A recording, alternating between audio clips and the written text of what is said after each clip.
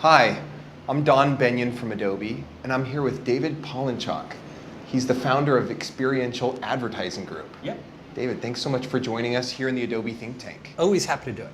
We're live streaming That's cool. from Adweek here in New York City, and as you can see behind us, we're right outside Times Square in the middle of the street. We're in the heart of the city. We are in the heart of the city, the heart of Advertising Week. Yes, indeed. And David, you've been here this week, running around, listening to stuff. What are some of your takeaways?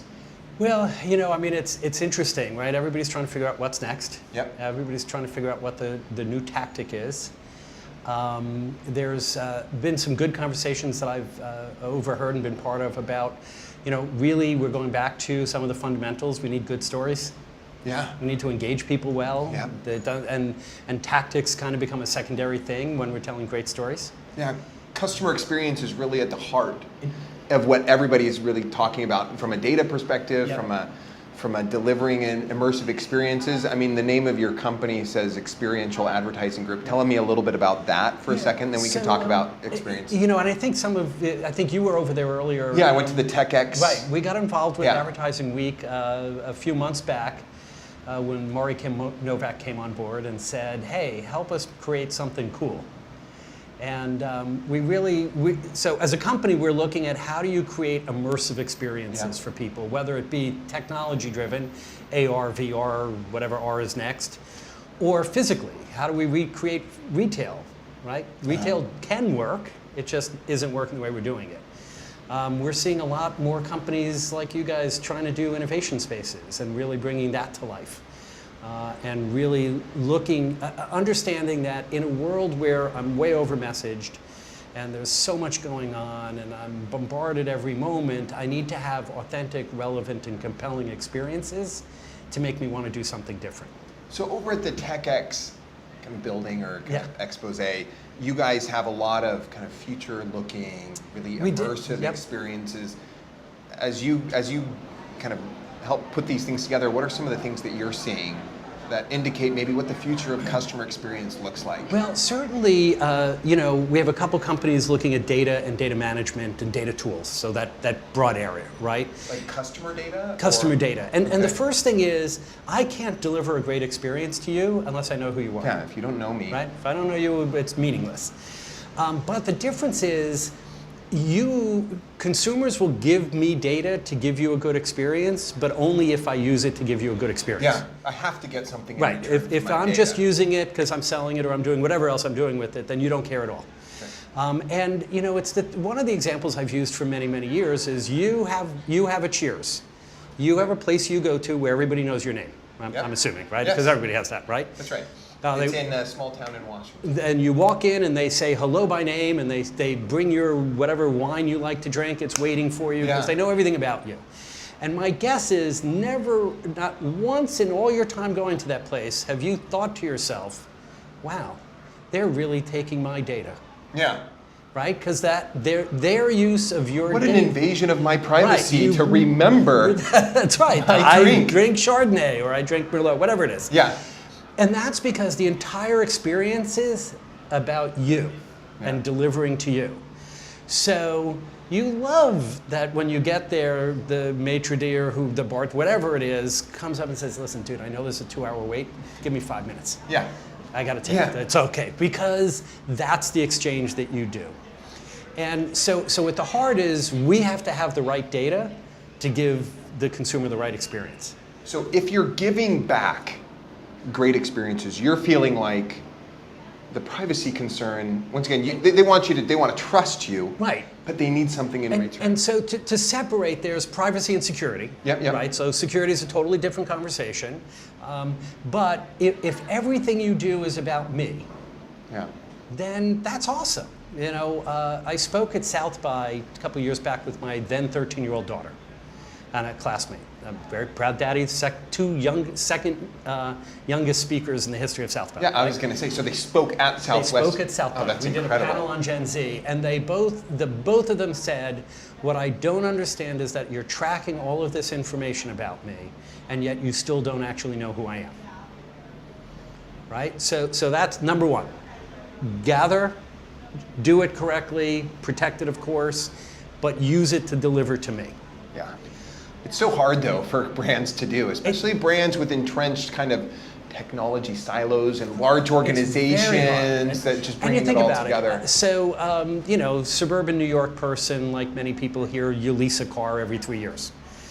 Well, the day you lease a car is the day you want to not hear car ads for the next 26 months, right? Because I lease the car, I go home, I see a car ad that simply reminds me of what I didn't get. That's right.